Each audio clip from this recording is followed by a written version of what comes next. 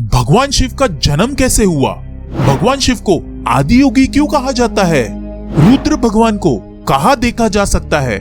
उनका एक गॉड से सुप्रीम बीइंग तक का सफर कहाँ देखा जा सकता है? शैव परंपरा में भगवान शिव सभी देवी देवताओं से ऊपर क्यों है? भगवान शिव से संबंधित विचार भारत में और दूसरे देशों में कैसे आए? वैष्णविज्म में भगवान विष्णु सभी देवी देवताओं से ऊपर क्यों है? वो कौन सी परंपरा है जिसमें सभी भगवानों को एक समान माना जाता है? शक्तिज्म में शक्ति देवी सभी देवताओं से ऊपर क्यों है?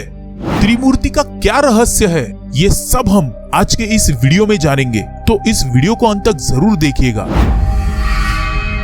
ऐसा माना जाता है कि भगवान शिव एक स्वयंभू है, जिसका अर्थ है कि वे किसी मानव शरीर से पैदा नहीं हुए हैं, वो खुद ब खुद क्रिएट हुए हैं। वो तब थे जब कुछ नहीं था और वो सब कुछ नष्ट होने के बाद भी रहेंगे, इसीलिए उन्हें आदिदेव भी कहा जाता है, जिसका अर्थ है हिंदू पौराणिक कथाओं का सबसे पुराना भगवान। अथर्वशीर्ष उपनिषद जैसे कुछ ग्रंथों में रुद्र का उल्लेख किया गया है और उसमें ये दावा किया गया है कि सभी देवी देवता रुद्र है, हर कोई और सब कुछ रुद्र है और रुद्र सभी चीजों में पाया जाने वाला सिद्धांत है।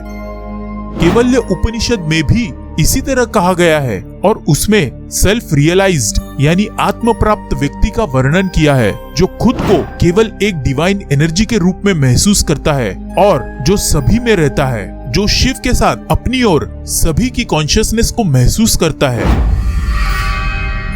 रुद्र का एक गॉड से सुप्रीम बीइंग तक के एवोल्यूशन के सफर के बारे में सबसे पहले 200 से 400 बीसी में श्वेताश्वतर उपनिषद में बताया गया है।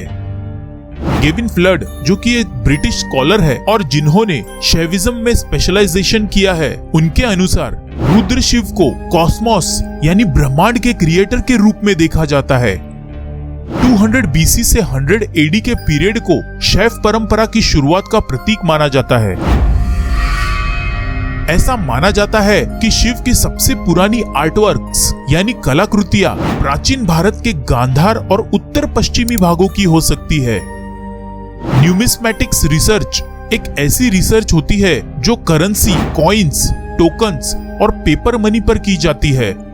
जब यह रिसर्च की गई तो उससे ये पता चलता है कि प्राचीन कुषाण साम्राज्य, जो कि 30 से 375 सीई के दौरान का साम्राज्य है, उसके कई सिक्के जो बच गए हैं, उसमें एक ऐसे देवता का चित्र है जिसे शिव माना जाता है। कुषाण के सिक्कों में शिव को ओशो के रूप में जाना जाता है। शैव उपनिषद हिंदू धर्म के 14 छोटे छोटे उपनिषदों का एक मिश्रण है। फर्स्ट मिलेनियम सीई से 13th सेंचुरी के दौरान खास तौर पर कश्मीर और तमिल शैव परंपरा में शिव से रिलेटेड लिटरेचर पूरे इंडिया में विकसित हुआ। ऐसा माना जाता है कि शिव हर एक इंसान के अंदर है। शिव दुनिया में हर जगह मौजूद है, जिसमें पेड़, पौधे, जानवर और निर्जीव वस्तु भी शामिल है। शिव से संबंधित विचारों को साउथ ईस्ट एशिया में बहुत ही बड़े पैमाने पर स्वागत किया गया। इसी वजह से Indonesia, Myanmar, Cambodia, Laos, Vietnam, Thailand और मलेशिया में शिव संबंधित कई मंदिर, कलाकृतियां और ग्रंथ पाए जाते हैं। शैविज्म हिंदू धर्म के 4 प्रमुख धर्मों में से एक है। बाकी के 3 वैष्णविज्म, शक्तिज्म और स्मार्टा परंपरा है। शैविज्म धर्म के फॉलोअर्स, जिन्हें शैवास कहा जाता है, वो शिव को सर्वोच्च यानी सुप्रीम बीइंग मानते हैं, जो कि दूसरे देवी देवताओं से भी ऊपर है। शैविज्म धर्मशास्त्र को 2 ग्रुप में डिवाइड किया गया है। पहला धर्मशास्त्र शिव रुद्र है, जो वेदास और पुराणों से संबंधित है, और दूसरा गुप्त धर्मशास्त्र है, जो शिव और शक्ति से संबंधित तंत्र ग्रंथों से प्रभावित है। जैसे कि शैविज्म धर्म के फॉलोअर्स शिव को एक सुप्रीम बीइंग मानते हैं, जो कि दूसरे देवी देवताओं से भी ऊपर है, ठीक उसी तरह वैष्णविज्म में विष्णु भगवान को सुप्रीम बीइंग माना जाता है, जो कि दूसरे देवी देवताओं से भी ऊपर है। दोनों परंपराएं भगवान शिव और भगवान विष्णु दोनों का सम्मान करती है। शक्तिज्म कई प्रमुख हिंदू धर्मों में से एक है जिसमें वास्तविकता यानी रियलिटी को अगर किसी फिजिकल फॉर्म में देखा जाए तो एक औरत के रूप में देखा जाता है और इसमें शक्ति देवी को सर्वोच्च देवी माना जाता है। इसमें कई देवियां शामिल है लेकिन सभी को एक ही देवी के रूप में देखा जाता है। हिंदू धर्म के शक्तिज्म में शक्ति देवी को सबसे ऊपर माना जाता है, लेकिन इसमें पुरुष को अपने समान और साथी के रूप में भी देखा जाता है और ये साथी और कोई नहीं बल्कि भगवान शिव है। हिंदू धर्म की स्मार्टा परंपरा को स्मार्टिज्म भी कहा जाता है। स्मार्टा ट्रेडिशंस के फॉलोअर्स 5 देवताओं की पूजा करते हैं। इस पूजा को संस्कृत में पंचायतन पूजा कहते हैं। भगवान शिव उन्हीं 5 देवताओं में से एक है। बाकी के देवता जैसे विष्णु, देवी पार्वती, सूर्य और गणेश होते हैं। स्मार्टा ट्रेडिशन में सभी भगवानों को एक समान माना जाता है। योगिक संस्कृति में शिव को न केवल भगवान के रूप में जाना जाता है बल्कि आदि योगी के रूप में भी जाना जाता है। ऐसा कहा जाता है कि लगभग 15,000 साल पहले उन्होंने हिमालय में बहुत ही इंटेंस तरीके से डांस करना शुरू किया। शिव को आसन अभ्यास का भगवान माना जाता है। उनके बारे में कहा जाता है कि उनके मूवमेंट से उन्हें 84 लाख आसन प्राप्त हुए हैं। भगवान शिव को महान योगी माना जाता है जो पूरी तरह से अपने आप में लीन है। इसका मतलब है द ट्रांसेंडेंटल रियलिटी यानी पारलौकिक वास्तविकता। वो योगियों के भगवान है और ऋषियों के योग के शिक्षक है। योग की थ्योरी और प्रैक्टिस जिसमें बहुत सारे डिफरेंट स्टाइल्स और टेक्निक्स मौजूद है, ये हिंदू धर्म के सभी प्रमुख परंपराओं का हिस्सा है और उनमें भगवान शिव को योग का गुरु माना जाता है।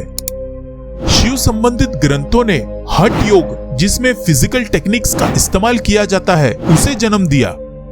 ऐसा माना जाता है कि इंडियन क्लासिकल डांस इसी योग से प्रभावित हुआ है। हिंदू धर्म में त्रिमूर्ति को सर्वोच्च देवता माना जाता है। पूरे कॉस्मोस को यानी ब्रह्मांड को क्रिएट करने की, उसे सही सलामत रखने की और उसे डिस्ट्रॉय करके फिर से बनाने की जिम्मेदारी इन्हीं 3 देवताओं पर है। त्रिमूर्ति में ब्रह्मा जी को क्रिएटर कहा जाता है जिनके ऊपर यूनिवर्स को बनाने की जिम्मेदारी है। भगवान विष्णु को प्रिजर्वर कहा जाता है जिनके ऊपर यूनिवर्स को सही सलामत रखने की जिम्मेदारी है। और भगवान शिव को द डिस्ट्रॉयर यानी यूनिवर्स को डिस्ट्रॉय करने की जिम्मेदारी है। भगवान शिव को बुराई का विनाश करने वाला भी कहा जाता है। इन 3 देवताओं को द ग्रेट ट्रिनिटी या त्रिमूर्ति के नाम से जाना जाता है। अगले पार्ट में हम जानेंगे कि भगवान शिव और उनकी तीसरी आंख का क्या राज है। भगवान शिव ने अपनी तीसरी आंख क्यों और कितने बार खोली है। उनकी तीसरी आंख खुलते ही सभी देवी देवता उनसे क्यों डरा करते थे। कैसे भगवान शिव भगवान विष्णु और ब्रह्मा जी से ज्यादा ताकतवर है और भगवान शिव ने ब्रह्मा जी को क्यों श्राप दिया, तो उस वीडियो को जरूर देखिएगा। अगर ये वीडियो अच्छा लगे तो इस वीडियो को लाइक और शेयर जरूर करें। इस वीडियो का लाइक टारगेट रखते हैं 1000 लाइक्स। अगर पूरे होते हैं तो ऐसे कई और वीडियोस आपके लिए आएंगी। उन्हें देखने के लिए चैनल को सब्सक्राइब करके बेल नोटिफिकेशन ऑन करें।